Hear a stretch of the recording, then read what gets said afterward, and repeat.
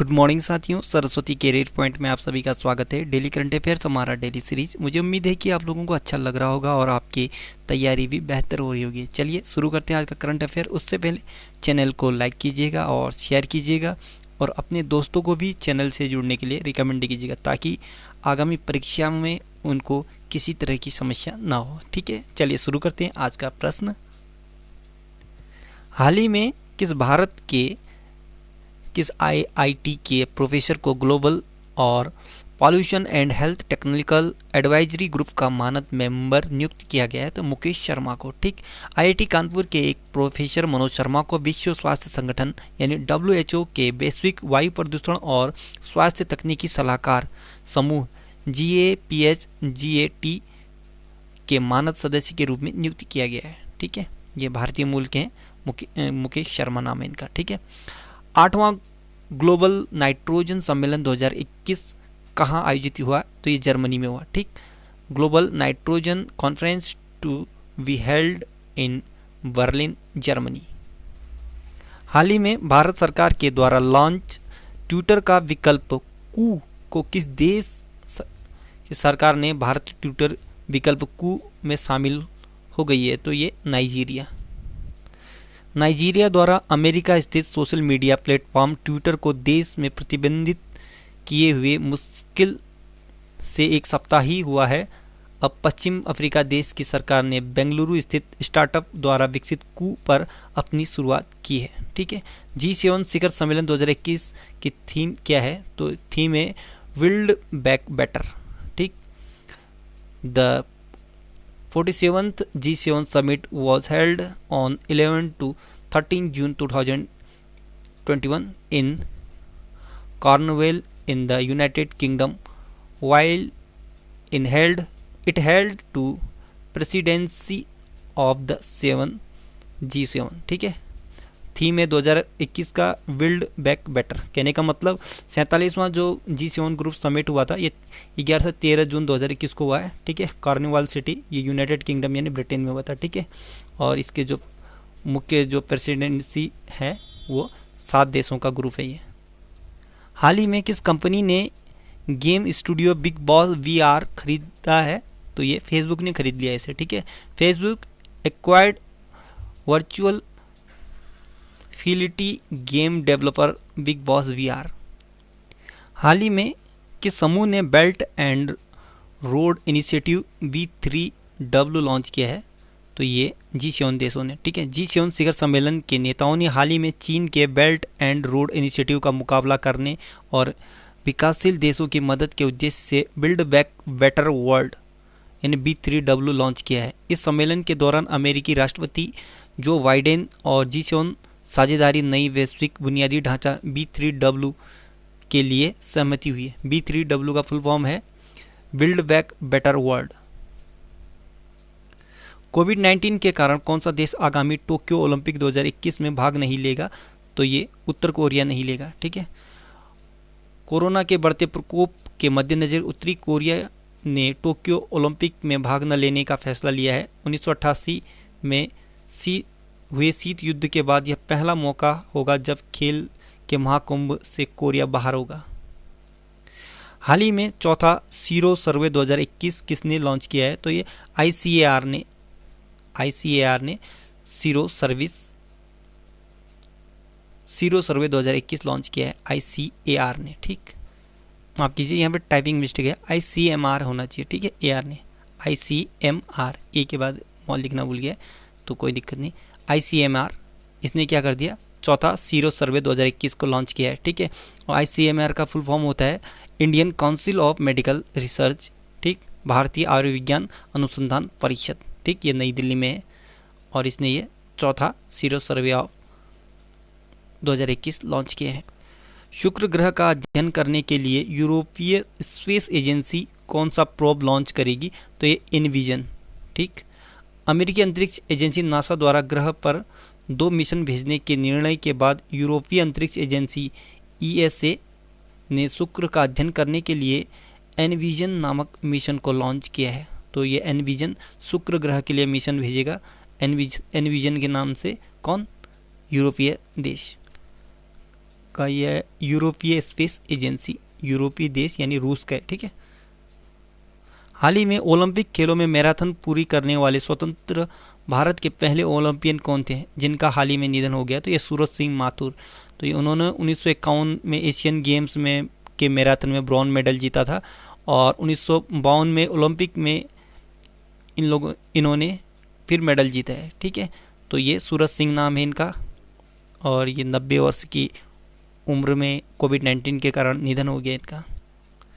किस आईआईटी संस्थान ने हाल ही में पहला विद्युत मुक्त सीपीएपी उपकरण जीवन वायु विकसित किया है? तो आईआईटी रोपड़ ने। भारतीय प्रौद्योगिकी संस्थान रोपड़ ने हाल ही में पहला विद्युत मुक्त सीपीएपी उपकरण जीवन वायु विकसित किया है, जो कि देश का पहला ऐसा उपकरण है जो बिना बिजली के भी काम करता है और अस्पतालों में ऑक्सीजन सिलेंडर व ऑक्सीजन पाइपलाइन जैसी दोनों प्रकार के ऑक्सीजन उत्पादन इकाइयों के लिए अनुकूलित है।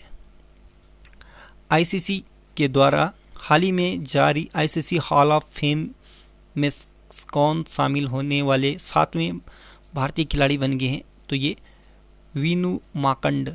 अंतर्राष्ट्रीय क्रिकेट परिषद यानी आईसीसी के द्वारा जारी आईसीसी हॉल ऑफ फेम में वीनू माकंड शामिल होने वाले 7वें भारतीय खिलाड़ी बन गए हैं। इससे पहले बिशन सिंह बेदी, कपिल देव, सुनील गावस्कर को शामिल किया था। आईसीसी ने हाल ही में आईसीसी हॉल ऑफ फेम में 10 खिलाड़ियों को शामिल किया है। नफ्ताली बेनेट हाल ही में किस देश के नए प्रधानमंत्री नियुक्त हुए हैं? तो ये इजराइल के नए प्रधानमंत्री होंगे नफ्ताली बेनेट। एक पूर्व तकनीकी उद्यमी, हार्ड राइटर, टेक करोड़पति नफ्ताली बेनेट को हाल ही में इजराइल का नया प्रधानमंत्री नियुक्त किया गया है। वे धार्मिक जीवन शैली का नेतृत्व करने वाले इजराइल के पहले प्रधानमंत्री होंगे। उन्होंने कट्टर धार्मिक राष्ट्रवादी बयानबाजी के साथ राजनीति में शोहरत हासिल की है, ठीक। बायोटेक कंपनी माई लैब ने किसे अपना नया ब्रांड एम्बेसडर बनाया है? तो ये अक्षय कुमार को। बॉलीवुड सुपरस्टार अक्षय कुमार को बायोटेक्नोलॉजी कंपनी माई लैब डिस्कवरी सॉल्यूशंस का नया ब्रांड एम्बेसडर नियुक्त किया गया है। कैलिफोर्निया स्थित कोर्सेरा के ग्लोबल स्किल इंडेक्स 2021 में विश्व स्तर पर भारत का रैंक क्या रहा? तो 67वां, ठीक है। कैलिफोर्निया स्थित कोर्सेरा के ग्लोबल स्किल्स इंडेक्स 2021 में विश्व में भारत का जो रैंक है वो 67वां है, ठीक। और इस रिपोर्ट के आधार पर यानी ग्लोबल स्किल्स रिपोर्ट 2021 के आधार पर जो प्रथम स्थान पे है वो स्विट्जरलैंड में, दूसरे में है लक्जमबर्ग और तीसरे में ऑस्ट्रेलिया। भारत 67वें स्थान पर है। तो साथियों, करंट अफेयर आज का यहीं पे समाप्त होता है। कुछ स्टैटिक जीके देखें स्वतंत्रता आंदोलन से संबंधित। चलिए शुरू करें इसे। भारतीय राष्ट्रीय कांग्रेस की स्थापना 1885 में हुआ था। बंग भंग आंदोलन, ये इसे स्वदेशी आंदोलन भी कहते हैं, 1905 में हुआ था। मुस्लिम लीग की स्थापना 1906 में हुआ था। कांग्रेस का बंटवारा 1907 में सूरत अधिवेशन में हुआ था।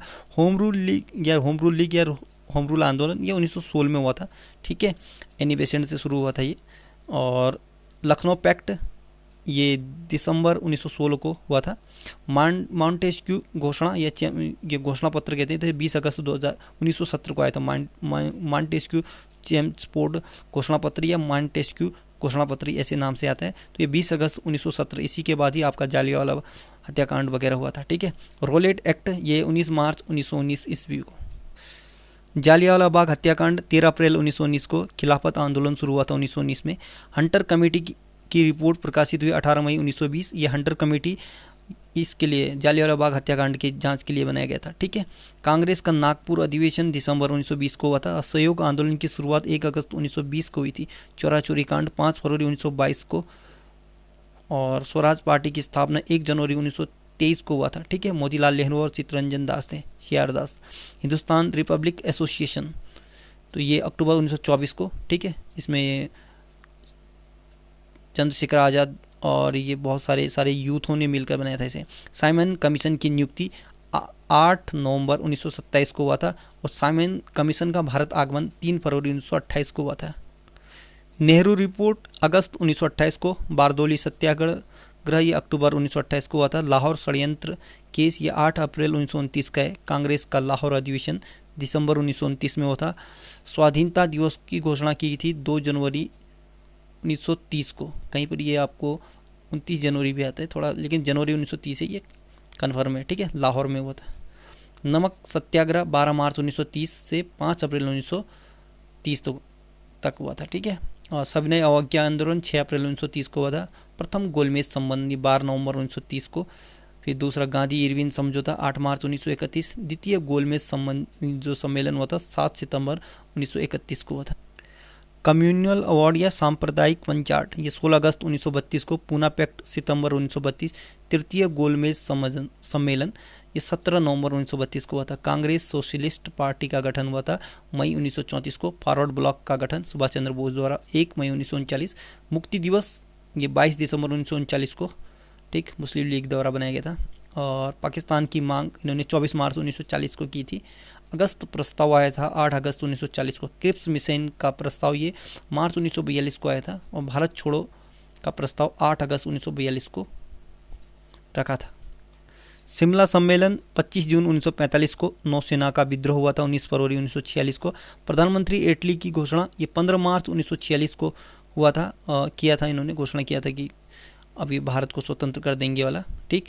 तो कैबिनेट मिशन का आगमन हुआ था 24 मार्च 1946 को। प्रत्यक्ष कार्यवाही दिवस फिर 16 अगस्त 1946 को प्रत्यक्ष कार्यवाही दिवस मनाया गया। और अंतरिम सरकार की स्थापना 2 सितंबर 1946 को। माउंट बेटन योजना ये 3 जून 1947 को, ठीक है। भारत पाक विभाजन के लिए इसी माउंट बेटन योजना को उसमें जो हमारे गवर्नर जनरल थे माउंट बेटन, इन्होंने लागू किया था इसे। स्वतंत्रता मिली हमें 15 अगस्त 1947 को। और स्वतंत्र भारत के प्रथम गवर्नर जनरल स्वयं लॉर्ड माउंट बेटन बने थे। और स्वतंत्र भारत के पहले भारतीय वायसराय थे तो हमारे माफ़ कीजिए राजा जी राजगोपालाचार्य, ठीक है। और भारत के प्रथम वायसराय कौन थे? तो प्रथम जो वायसराय थे लॉर्ड कैनिंग थे, ठीक है। भारत की प्रथम महिला राजदूत ये विजय लक्ष्मी पंडित थी।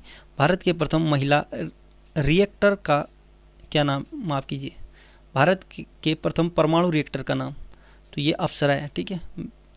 मैं ऊपर का क्वेश्चन पढ़ के नीचे उसको जोड़ दे रहा हूँ, थोड़ा मिस्टेक हो गया। तो भारत का प्रथम परमाणु रिएक्टर का नाम है अप्सरा।